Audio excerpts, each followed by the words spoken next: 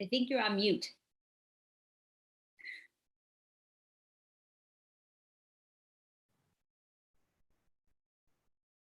Right.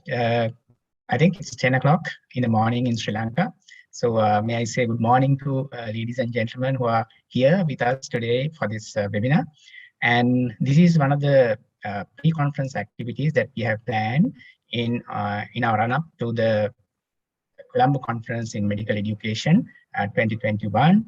And as you saw in the previous slides, there are several activities that we have organized for a wide variety of people who are interested in medical education. I hope you will join in these sessions as well.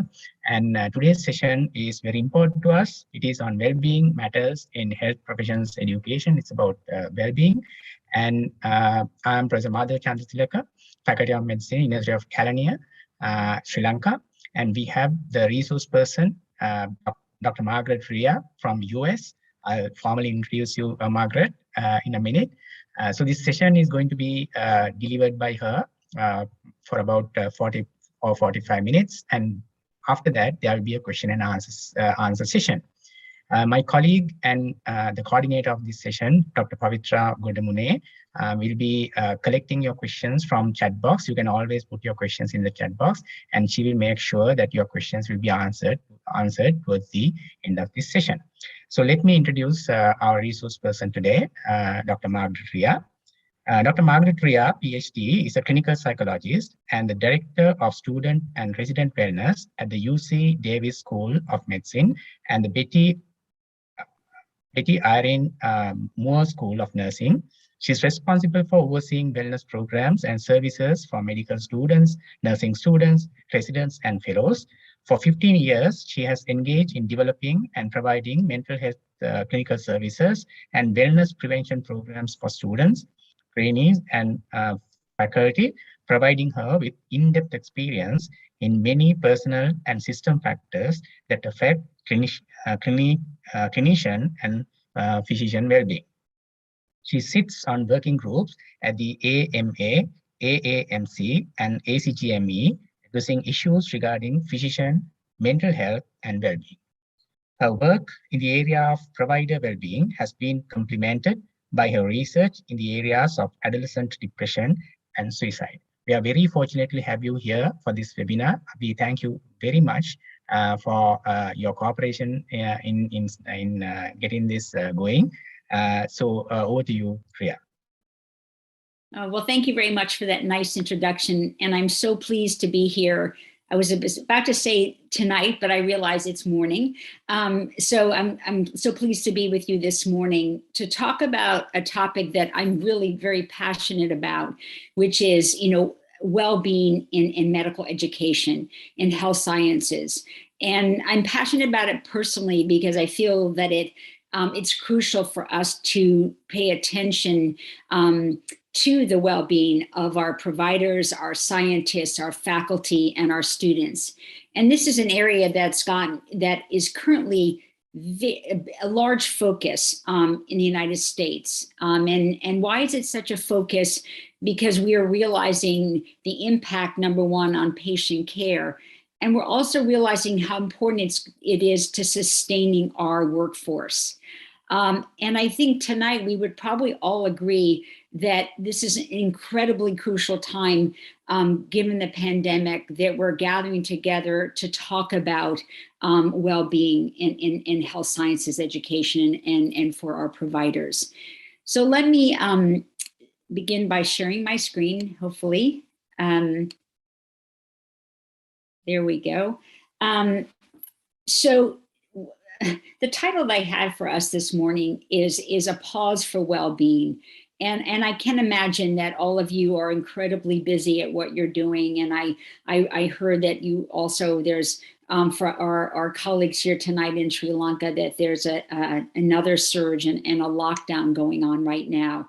So I so appreciate that you all are taking the time for yourselves to pause for your well-being and consider how to support yourselves and taking care of yourselves, how to support your colleagues, your students, your postgraduate trainees, whoever it might be. So who am I?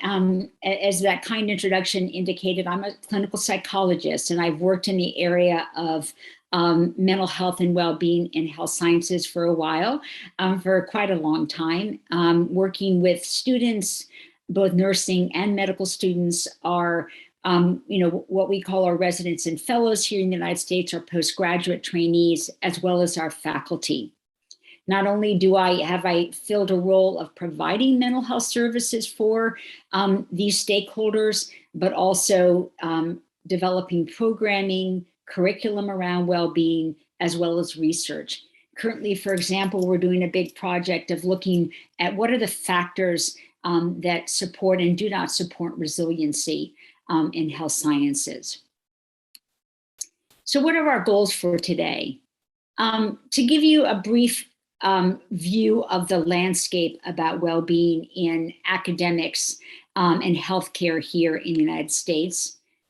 And my lofty goal is for you to think about identifying for yourselves goals for your work environment, or a goal, because I want you to be modest about this goal, a goal for your work environment, a goal for how you might promote a culture of wellness, and finally, a goal perhaps for yourselves in terms of fostering your personal resilience. And I want you to think too about not only how to support your learners, your colleagues, and also yourself. And it's an interesting topic you'll hear me saying a lot this today about caring for yourself. And I always want to highlight that that can be tricky. Because there's that hidden curriculum that we talk a lot about where, oh, I can't pause for my well-being because I need to be strong and not vulnerable, and I can't show any vulnerability. When in fact we're hoping to change that narrative, because in order to be an amazing provider, amazing educator, you also have to know how to take care of yourself, as well as supporting your learners and your colleagues. And if nothing else today, when we're done, I'm hoping that you will be leaving more self-aware of where you are with regard to your well-being, and that it is on your radar. And as I said already, it couldn't be a more important time for all of us, given what we're all going through with the pandemic, to be considering this. Okay, there we go. So why this focus on resiliency and wellness? And it's a big focus here in the United States, and it has taken on an even greater focus during the pandemic about how do we foster well-being in our providers who are going through such a difficult time. And so I don't know if you're game, if you'd like to and want to put in the chat, if you'd like, just ask. I'm asking you, wondering on a scale of 1 to 5. Sort of 1 being not very concerned to 5 being very concerned. How concerned are you about the well-being of your learners in your arenas in medical education? Just curious to see where it falls. So if you want to throw that in the chat, great. But I just was curious to see, because it is a big focus for us here in the United States. So let me see, I've got a few answers going there. 5, oh, a lot of 5s. Okay, oh, a lot of 5s. So I think we're all on the same page today about our concerns about the well-being of our learners. And I know, what's interesting here, I'm starting the next slide that I'm showing you right now is part of why we're concerned. Our incoming students, and I wish we could dialogue a bit more. This apologies if I keep saying tonight when I know it's morning for all of you. Come in actually in a sort of a better place in terms of a well-being standing when they arrive at our schools. But by the second year, our students are doing worse on these indices than their peers. Nearly 30% of endorsing depression, 11% have suicidal ideation. And then, as we would imagine, this is associated with less professional behavior and less empathy. And we see this early on. We're just checking to see, oh, I've got a lot of 5s, solid 5s. So as we move along the medical education continuum, right, and if you look at some of the studies about resident or postgraduate well-being, in a very large study, we saw 20 to 40% of our trainees, our postgraduate trainees, are screening positive for depression during the training period. And you have to pause for a moment and say, wait, how are those physicians doing their work when they're struggling so much with depression? And one of the really very profound study where we had interns, meaning the first year of arriving in postgraduate training, had a PHQ-9, a measure of depression at 4%, but within 3 months of the training period, and it's probably the most difficult part of the training period, that first year, 25% are endorsing depression. And then we have a lot of conversation here in the United States about suicide in our trainees and our students. We have female physicians twice as likely than the general population of females to die by suicide. And the studies are very profound that have looked at related to untreated depression. I just today did a workshop with a group of residents about suicide in the medical profession. And you know what, in that room of young doctors, there was still great resistance about seeking care when needed, accessing care when needed, for various reasons, which we'll talk about in a moment. And then I don't know what it's like for you in terms of the settings you're in and the countries you come from. In the United States, there's a lot of conversation about burnout in the medical profession, and what do we do about it? It's that emotional exhaustion, sort of feeling overextended and exhausted by work. That depersonalization, which is that distance between that sort of negative attitude, distance from patients, distance from students, not engaging. I'll often talk to a provider who is clearly struggling with burnout. And I'll say, it's time for you to go back to the bedside, meaning it's time for you to pause for a moment, not think about all the things that have to get done that day, go and step by the bedside, the literal bedside, or even the clinic room, have a conversation with the patient, check in again about why you chose this profession. And then the third piece of burnout, which is that sense of low personal accomplishment, feeling not adequate, feeling not what you're doing is making a difference. So these are the three sort of components that we think about when we talk about burnout, which we talk about quite a bit here. And when we look at the data, to me, it's a little bit startling, right? We've got 45% of our third-year medical students, 40 to 70% of our residents. The data for practicing physicians and faculty are kind of solidly in that 50%. Definitely varies about some of the different specialties. And then two that are, it's 2 times as prevalent in physicians than their age-matched controls, even controlling, for work hours. And why? Where is this burnout coming from? Studies reference both individual, meaning internal, personal factors, and external factors, environmental and organizational, resources and demands. But when we look at the data pretty carefully, right, it suggests that it's actually a lot of the external factors. Doesn't mean that the internal issues aren't important, and we were going to talk about more of that this morning. But the research suggests that it's the systems or external factors that carry more weight in terms of impacting burnout, whether it be workload, autonomy, having control over your schedule, right? Having control over your environment, right? The quality of your work environment. What are the supports do you have, or do you not have supports, right? Shared governance, which is an expression we use a lot here, right? Who's making the decisions? Do you have any agency in that, right? And then for our students and our trainees, the learning environment. Are we providing a supportive learning environment? Are we providing a space where learners feel like they can be present for the learning experience, or are they feeling like they're being biased against or treated unfairly or actually harmed in terms of being belittled. Or in our medical schools, we have a large focus on the concept of mistreatment, because the medical culture has, unfortunately, there has been a history of mistreatment of our students. So it's sort of been the norm that sometimes belittling or criticizing is sort of accepted. And we really are shifting that culture. We have a lot way to go, but that's still present, and certainly and most impactfully impacting the well-being of our students. And then just the competition, just the mere stress of being, for a learner in medicine. And even for our faculty, I'm sure in this room today would say, the pressure to perform, the pressure to succeed and shine in your profession is quite great.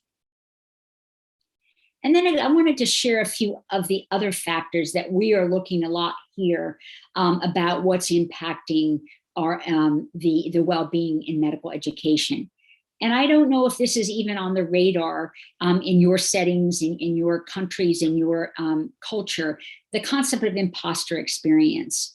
And actually a study just came out 2 weeks ago, I believe, and I think it was Academic Medicine, one of our very important medical journals, about the impact of imposter experience, meaning feeling like I really can't do this. I don't belong.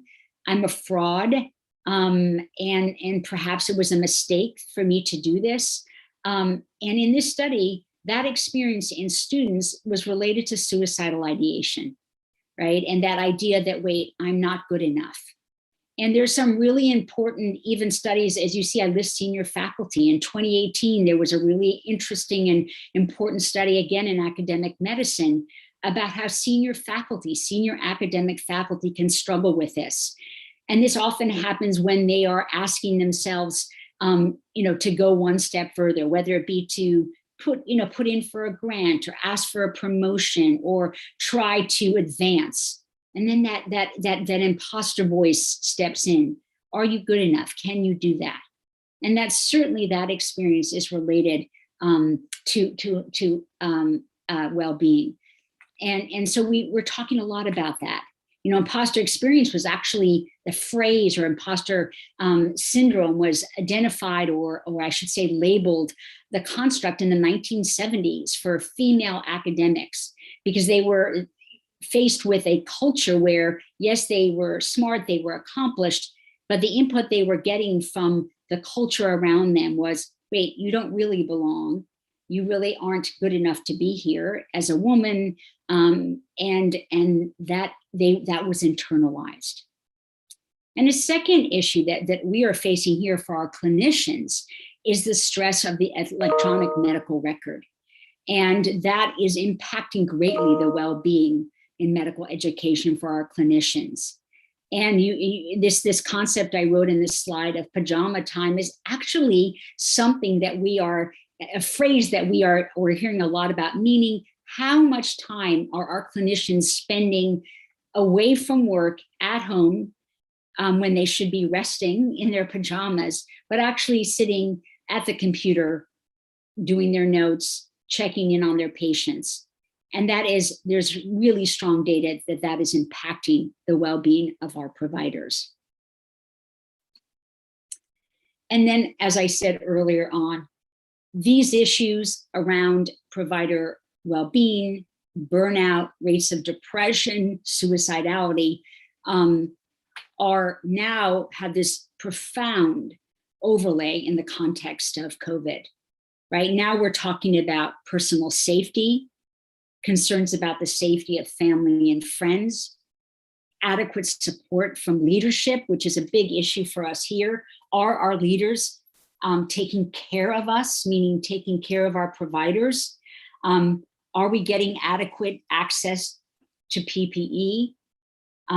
Are we getting enough education about how to stay safe? And these are continuing to be issues. And as we heard already tonight, many of us, and I gather in Sri Lanka certainly, and here in the United States, we are heading into another surge. Here at our hospital where I work, we are going back into our emergency mode, and our cases are accelerating greatly.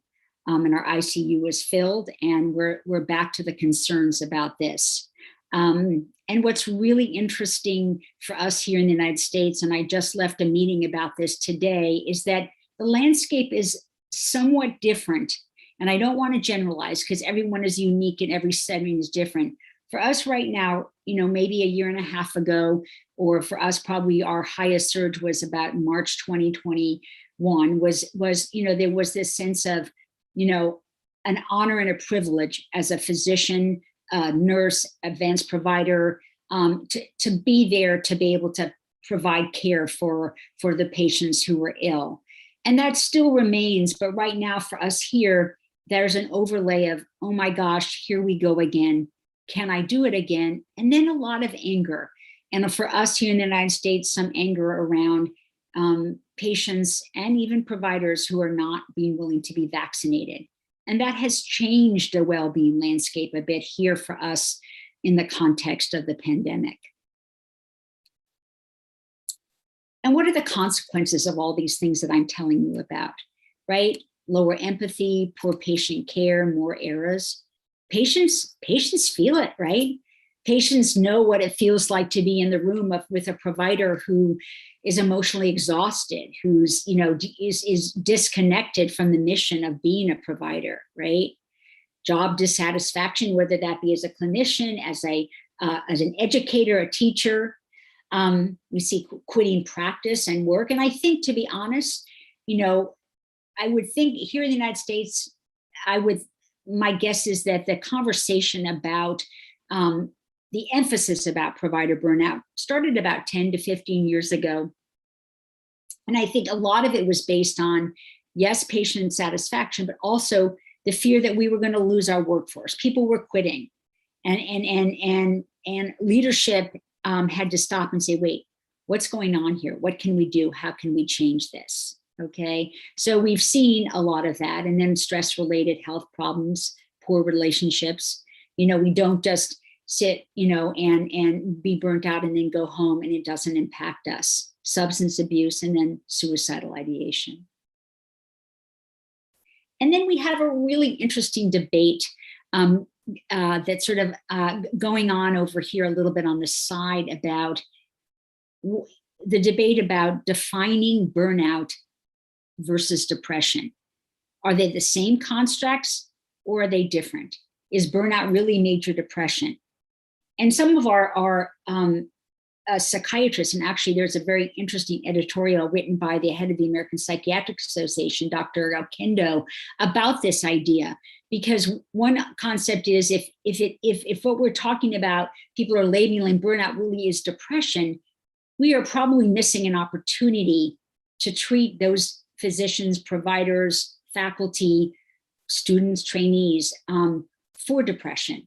And we could be saying, oh, it's just burnout, right? And if the provider is saying, well, I'm just burnout, I don't need care, I'm just overwhelmed with work, they might be missing the treatment they need and the support they need to stay well and flourish and have some joy in what they do. And I see there's in the chat, but there's someone else will be monitoring chat. So let me know if there's any questions I need to answer, please. And then we have the issues of barriers to seeking care, right? The sort of the subculture, right? And I think here, and I'm referencing a lot what I experience here in the United States, is this, it is shifting, but denial by individuals and colleagues, right? Physicians, providers, medical educators, we don't get depressed. No, we are heroes. We are strong. I can't admit my vulnerability. Even 35% of our providers here don't even have regular healthcare providers, right? And then there's concerns about stigma and confidentiality. Will this impact my career if I go get treatment, or if I take time off, or if I even talk to my friend and colleague at work about my struggles, right? So that we are fighting against this culture. And I think here we're winning a bit here in the United States. I think we're shifting a bit the culture, but we're not where we need to be. And I think we're also having to help our providers and our educators challenge the view of themselves to say, wait, I can take care of myself. I'm not vulnerable. I don't struggle. I'm strong. When in fact, what I want them to say is, oh, what is the strong and brave thing to do is to say, I need a little support, or I need to make some changes in my work environment so I can be well. Or I need to take a moment just to breathe. So the culture is changing. And I'm speaking solely about where I'm sitting here in the United States, but I would be interested to hear from you too. And there's this idea that, can we find a flow, right? That, there's burning out where the demands are too high, and there's, sort of languishing over there where we're sort of not flourishing, right? So we want to find that space. And then that where this is an important change here in the United States, when there was this, as I said, about 10 to 15 years ago, this big conversation started about burnout in healthcare, burnout in medical education, and where it led to actually was blaming the individual. Wow, you're not resilient enough. Come on, you can do this. This is your job. Your physicians, your PhDs, your educators, your clinicians. And we are shifting that conversation, which is super important. And so this is where I want us to look together this morning. Where have we shifted? And there's not just one model that I think is helpful, but I grab one that I like to use, which comes out of Stanford University here in the United States, which is looking at well-being from a multidimensional way. It's not just personal resilience, which is where we sort of landed for a while, but it's 3 elements, and let's talk about them together. There's the efficiency of practice, which is the systems that I've been talking about tonight. This morning, apologies, right? It's the workplace system. It's the processing practices, right? It's what is our leadership like? Do we have control? What is the workflow? Do I have support I'm a clinician, I'm in a clinic. Do I have the auxiliary support so I can work and function at the top of my game? So that's one element. The second piece of the pie is the culture of wellness, right? So think for yourselves right now. What is the culture like where you work, where you teach, where you provide healthcare? What are the values, the attitudes? Do you work in a place where self-care is emphasized, where personal professional growth? Do you work in a place where your accomplishments are celebrated? Is there compassion? Is there caring between you and the others in your work environment? And then finally, absolutely, we can't not address what are the personal factors that we use to stay well. And all of us on this call, we might share or have different things that we rely on, right? Is it, for me, family, absolutely.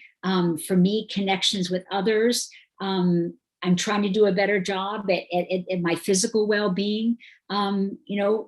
Maybe for some it's time away to meditate and sort of take a step away. So I want you to I'm going to ask you right now to think about that model, those 3 pieces of that pie. Right now, many in the literature would say we shouldn't do 3 equal pieces of the pie. As I said earlier on this morning, that probably the system is 3/4 of the impact. But this morning, I want you to think of those 3 pieces of the pie and think how you, as individuals, right, might make changes in those 3 areas. Again, balanced. Let me rephrase it. Change. I would like you to leave this talk thinking about maybe identifying one change in each of those 3 areas. Maybe for you as an individual, your department, I don't know how many of you are clinicians or not. Could it be your clinic? Could it be where it might be, or even more broadly, your institution? To think about that at the end of this talk. So let's go through this together right now. And let's start with that one piece that I keep going back to, which is the systems issues, right? So what am I talking about when I say systems, that efficiency of practice? So it's the time pressures, the work environments, the workflow, adequate staffing, autonomy, regulatory and documentation burdens, reliable care coordination, and this concept of working at the top of licensure. What do I mean by that? Here, oftentimes, there isn't the support a clinician might need, and so they have to do work that actually would be, better done by someone at a different level in the medical hierarchy, so they could work at the top of their licensure, right? So for example, at our hospital, our clinicians spend a lot of time with finding placements for patients in the community, when perhaps someone else in a different role could be taking care of that. And then I mentioned the electronic medical record. And then we've seen this as well. Hopefully my slide will advance here. Yes, here we go. Around COVID, right? So we've had systems issues that have absolutely impacted the well-being of our providers. Communication from leadership, adequate PPE, adequate coverage, right? So, am I working, 2 shifts in a row, 3 shifts in a row?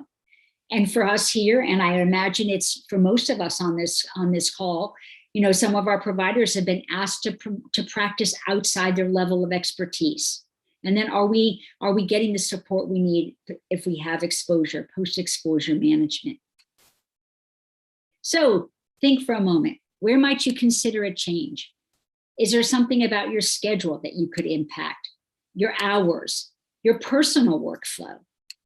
Or is it where might you, next time you're with your medical team, if that's the kind of work you do, how might you impact it so it could flow better, or there's more collaboration?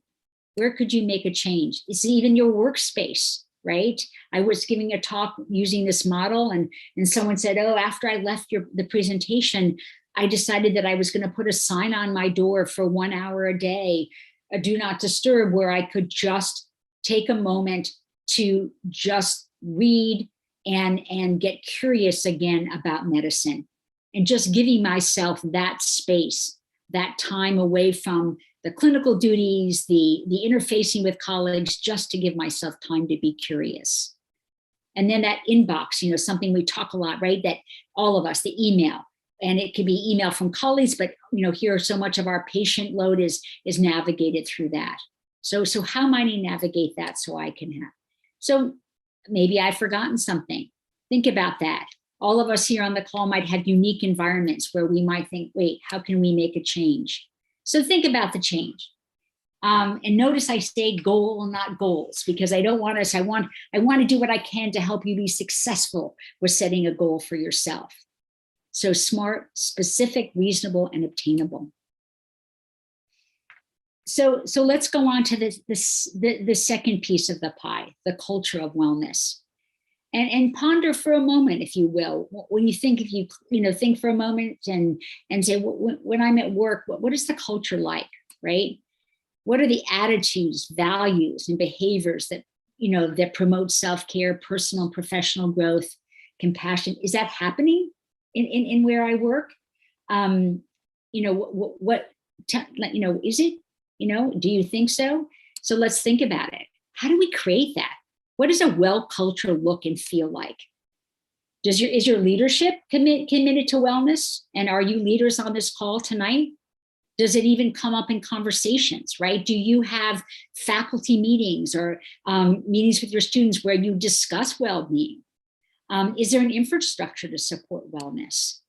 Do you measure it? And that's something we're doing a lot here in the United States. Are you measuring the burnout levels where you're at? Do you honor and recognize and appreciate others? Is there fairness and inclusiveness, kindness and respect? Just pausing at the start of a faculty meeting and honoring some of the successes of the other faculty in the room. That alone is just a small example of how you might impact it. So and I'm conscious of our time this morning, but just looking here at just some ideas that I can suggest for you. Defining wellness for your group, thinking about, having, wellness be on the radar at a faculty meeting, celebrating accomplishments, a support group, fostering the mentor-mentee relationship, just some ideas. So consider again, one goal for your work environment that you feel could support. And again, be balanced and reasonable with setting that goal, all right? So and I'm just gonna throw this up really fast because I wanna be sure, I wanna be conscious of time because we've got about 10 minutes before questions. And this is just an example of my institution, my office in terms of my role with students and residents. So I've tried to address, these areas that I've talked about so far, and even the one we're about to talk about, personal resilience, where, we think about how are we supporting our students? Do we have mental health services? Do I provide, be sure they have access to counseling? Do I give them ways and measures to support their well-being? Right. So that's, for example, when you see that comment, the well-being index, that's a survey that we give out to our students so they can monitor their well-being and keep it on their radar so they know when they need help. We have wellness programming, workshops about things about how to like we're doing this morning. How do we maintain well-being in healthcare? What are the things you might do? And I'm reaching out to them through emails, giving them ideas, checking in on them. And then also being sure, as we've said earlier on this morning, what is going on with the learning environment? Do we have a safe, supportive place for our learners? So finally, the last area that I want us to end with is this idea of personal resilience. So as I said, we have the system. How are we going to impact that in terms of our well-being and medical education, the culture, and then finally, personal resilience. And so what are the individual skills, behaviors, attitudes that contribute to personal, physical, emotional, and social well-being, including the prevention of burnout? We all need things to keep us well. And there's not one thing, certainly. And I would love to hear from all of you about what you use or provide or rely on to keep your well-being. But I'm going to offer a few ideas, all right? And when I say personal factors, it's not just what you do at home, it's also what you can do during the workday. Is it pausing for a moment of mindfulness? It's also strategies outside of work. And then if you have anything you want to share as we go on with this section, throw it in the chat. We can learn from each other this morning. So let's talk about resilience practices. Number one, to put in your toolkit, self-reflection. I hate to generalize about human beings, and I'm hoping many of you are better than I am about pausing to say, how am I doing? What did I accomplish today? Would I do anything differently? What inspired me? How did I talk to myself? Did anything surprise me? And then I set an alarm, because sometimes we're not good at that. And just setting the alarm once a day to say, oh, let me pause. What's going on? Do I need to make a change? How am I doing? And we've certainly been asked to do a lot of this during COVID, right? Have I tried something new to support my well-being during this time? Perhaps I've learned something about myself, maybe personally, that I'm surprised by. Or perhaps I've learned something about my connection to my professional mission, both good and bad, right? This is something about healthcare. So that reflection is so important in terms of knowing what you need, where you might need to be changed, or what you need to foster and continue doing to keep going. Number two, mindfulness. A lot of conversation here in the United States and I think globally about pausing for a moment, right? And being present and just sort of allowing yourself to be present and not being wrapped up in a narrative, and letting sort of things just pass by for a moment so you can take a chance to pause and see how you want to respond. And there's pretty good data to say that it really impacts well-being, emotional well-being, relationships, and what I call sort of mindful moments. And I just list a few of the places, and certainly we have been washing our hands, and providers do that quite a bit. And so the next time you're thinking about washing your hands, just pause, do it mindfully. Don't think about the thing that just happened with another faculty a moment ago, or the 5 patients you need to see in the next hour. Just pause and think, just become present for the experience of washing your hands. And what the data suggests is that this impacts our focus. It means we're going to be more present both for ourselves, our colleagues, and our patients when we do this, but also keeps sort of us emotionally regulated. Number 3, cognitive strategies. Where do you go in your head, right? Easier said than done is what I always say, right? But it's where we have so much power. And I imagine that many of you will see those attributes on in yourselves on this side. So thorough, committed. I bet there's some perfectionists in this room. Caring, right? Demanding of yourself, which are all wonderful attributes. But when they become unhealthy, when your head goes to that place of like overly committed, inability to make mistakes, right? We'll all make mistakes, but how we navigate them will be important in terms of our well-being, right? So it's when, for example, we're caring, but then it becomes so much that we have what's called compassion fatigue, right? We make mistakes and we become sort of self-deprecating, right? So where we go in our head. So identify this. This is something we're talking a lot about with our learners here, this idea of demand for excellence, maladaptive perfectionism. Wanting to be great at what you do is wonderful, but when it becomes to a point where I can't make a mistake, I'm invincible, that's what leads to burnout. So tame that a bit with that some self-compassion, common humanity. We all will not always be on top of our game. We will all make mistakes. So one of my favorite and really basic strategies to counter that is at the end of every day, instead of sitting there and ruminating about the 3 things that you didn't do or didn't do well, or the one interaction that didn't go as you hoped, write down a few things that actually did do well. I'd love you to do 3 each day if I could get you to do that. Number 4 is reconnecting to the mission. We can forget that when we're in the grind. Why did I choose this? Why did I decide to go in this direction with my career? Whoops, sorry, went a little fast there. Sorry. Let me go back a little here. I hope. Let's see. There we go. Do you have a mission statement? How many of you think about this on a daily basis? Why did I choose this? I say write it down, put it in your phone if you can, and reconnect to it, all right? Connect to your values, right? We lose sight of that. And then practice gratitude. Very basic, you don't need equipment for it, right? And one of my favorite strategies is at the end of the day, the GLAD technique. One thing you're grateful for, one thing you learned, one thing you accomplished, and one thing that delighted you. And don't forget that contact with colleagues. Great story, great study that came out from Germany, I believe it was, that said the number one, when they did a study of burnout in physicians and providers, the ones 50% burnout, but they looked at the 50% who weren't burned out. And what they identified as the number one factor to promote their well-being was intentionally engaging with colleagues, talking about insecurities, asking for feedback, sharing experiences. So key, okay? And then finally, reach out and connect with students, trainees, and colleagues. Check in with them. Ensure that they're getting care if they need. Mentor, offer guidance and direction. And remind them of the larger picture of their performance and career, and not just the one day that it's not going well.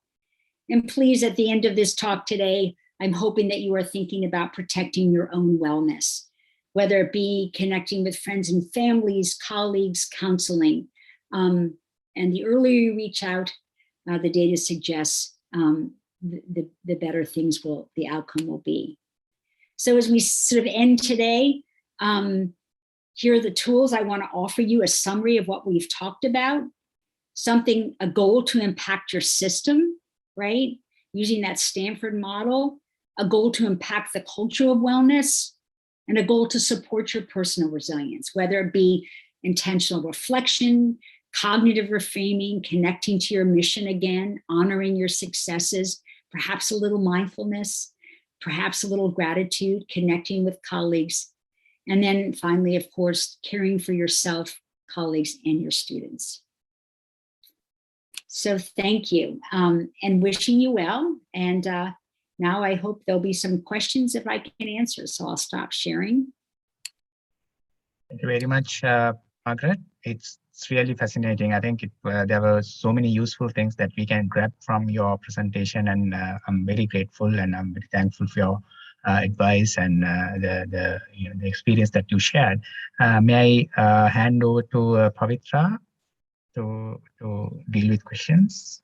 Anybody who has questions first? I think I'm not very sure whether we have got questions in the chat box, but Pavitra, yes, let's go forward. Please do send in your questions. Currently, there's nothing in the chat box, but if you have any questions for Dr. Margaret Rea, please do type them in. Yeah, please do.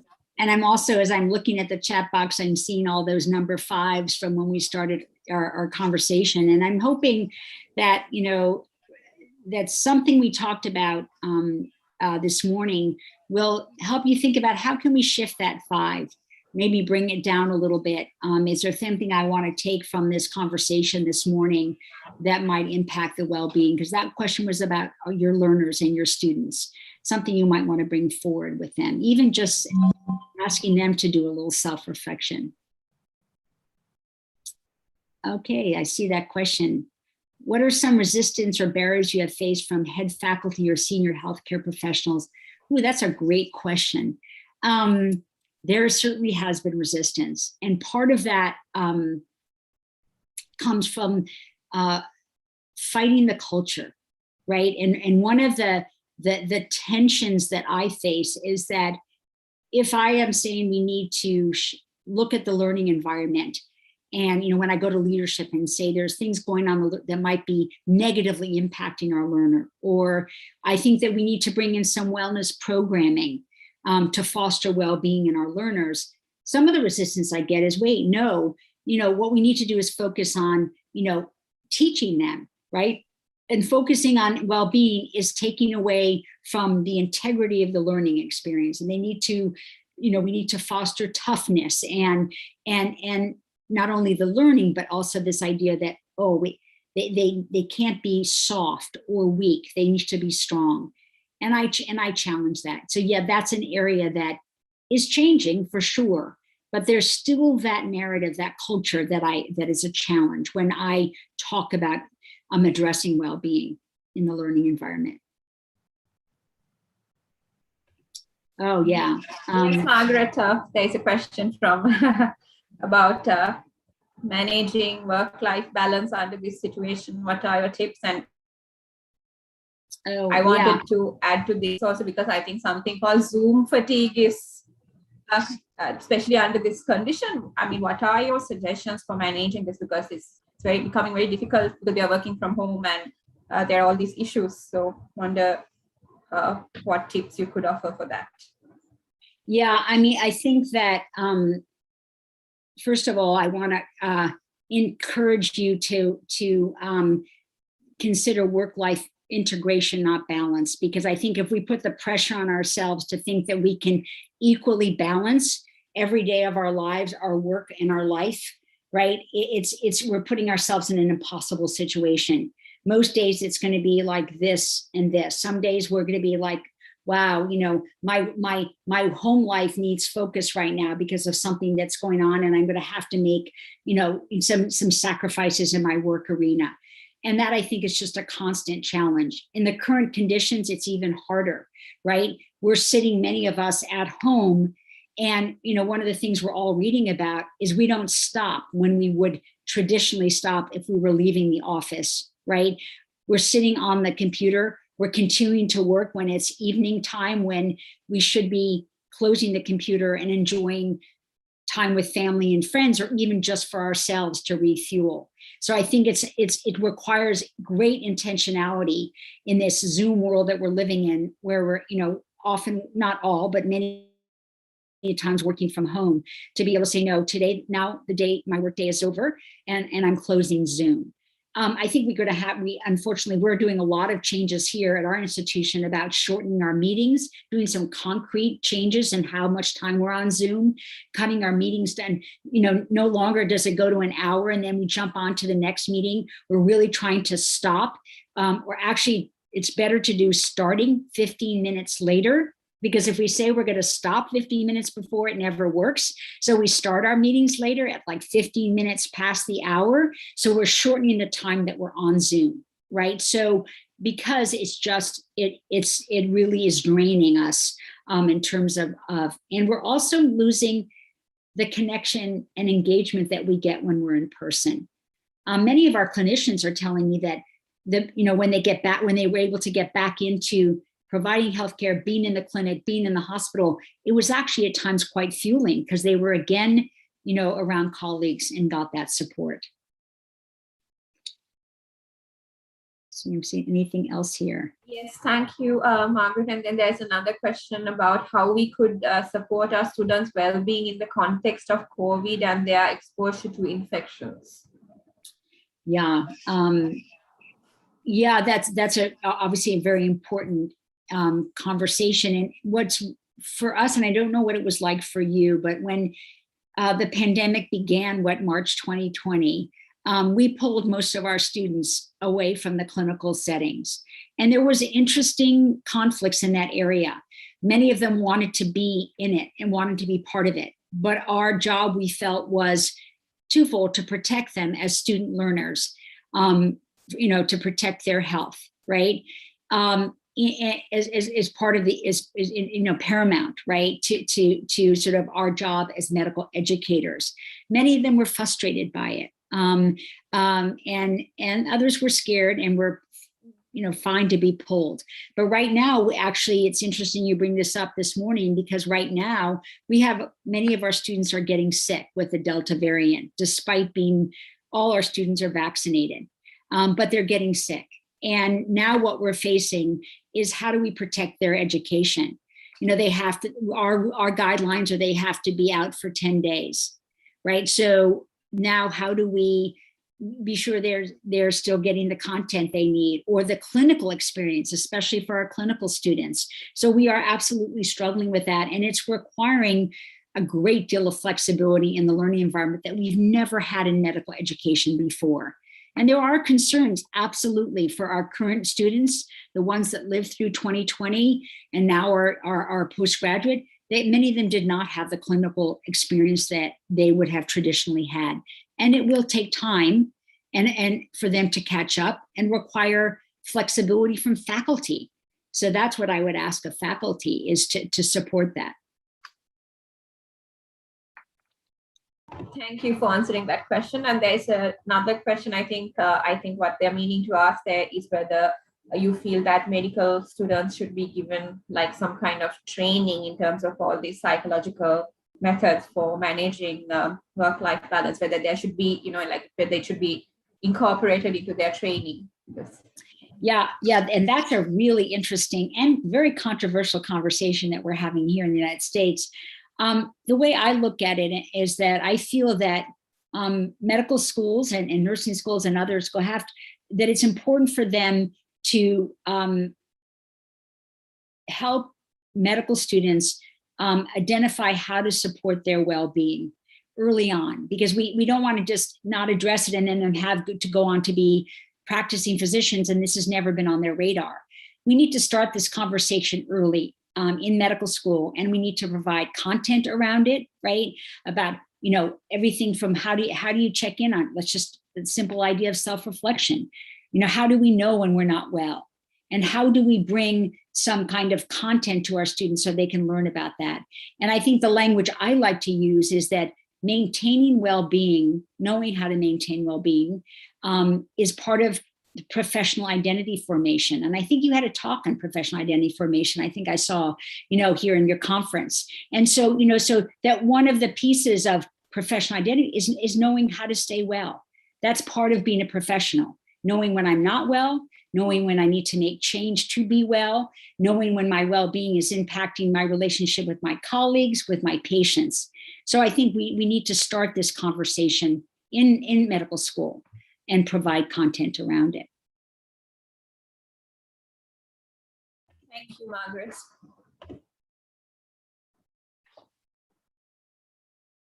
Are there any more questions? Well, thank you all. Thank you for the nice comments in the chat. Thank you so much for those. Yeah, I think there was a question regarding bullying in clinical environment. Students bullying in clinical environment, we might have gone past that. And how to change that culture, so on and so forth. I think there was one on bullying. Is that the way? Is that sort of the? Yes, there is something about how do you ignore unethical behavior of colleagues when the colleagues think he or she is ethical. Yeah. Well, I think that one thing is, and this is, we have a really long conversation, so I'll try to be short on this.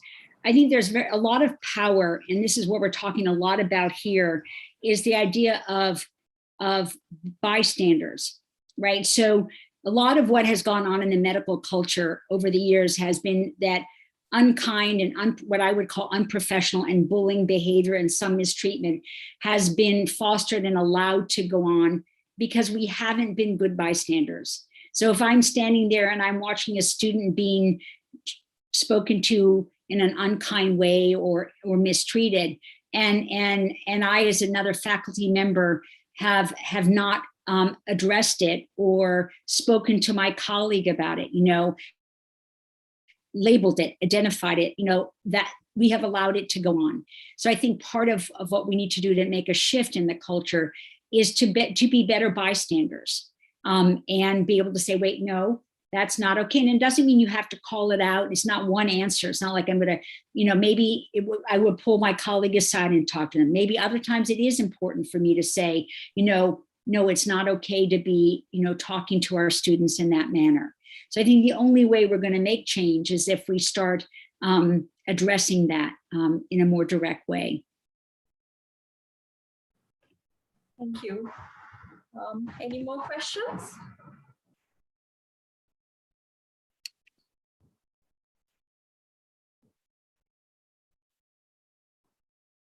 I think there's one question on one frequent complaint from most students is their experience of lack of support from clinical staff to achieve outcomes, interdisciplinary conflicts, and bullying sometimes during their clinical training. What are your suggestions to overcome the challenges related to this? Ooh, that's a large topic. We could it's better to say attack the wrong word. We could address that from a couple of different angles. I think there has to be, and we've fallen short here on this topic as well. We have to do a lot more and a better in terms of interdisciplinary education, right? We need to bring our learners into the room together and foster interdisciplinary conversations and mutual respect, because that will carry over when they become professionals as well, right? And, we need nurses and medical students, nursing students and medical students working together. And that's one piece of it. And I guess the other part of it is the conflicts our students see, or your students see, it sounds like, in the clinical environment, is part of the culture we're trying to shift, right? It's kind of, we want to create a culture of mutual respect, kindness, where we value each other. And I think the key piece, back to the first question that someone had in the chat when we started, is that having that culture and that environment doesn't mean that we're saying that we want to be less diligent about our clinical work or excellent at what we do. No, we can have both things at the same time, right? We can have a culture of mutual respect and equity and value each other and still be excellent at what we do. Pavitra, I think we have come to the end of the session. It's almost 11 o'clock. I invite you to deliver the vote of thanks. Okay, so first of all, I would like to thank Dr. Margaret Rea. I can only reflect the comments of our participants and say thank you so much. This is indeed a timely presentation, considering our current circumstances in the country as well. And thank you very much for that very informative presentation. And thank you also, I know this is beyond your working hours, it's late night in the US. So thank you so much for being with us today. And I would also like to thank Professor Madhava Chandratilaka for moderating this session. And I would like to thank Dr. Chamika Senanayaka for his technical support. And I would also like to thank all of you participants for being such attentive participants and for all your wonderful questions. So thank you. And thank you for having me this morning. And I just want to end by saying, you know, I wish all of you to stay well, and, you know, and I appreciate all your comments, but I do hope that everyone will take a moment to support your well-being generally, but also during this very difficult time. And I wish you all the best. Thank you. Wish you the same. Stay safe. Wish you the same. Stay safe. Thank you all, and have a great day. I was about to say good night, but have a great day. All right. Take care. All right. Bye.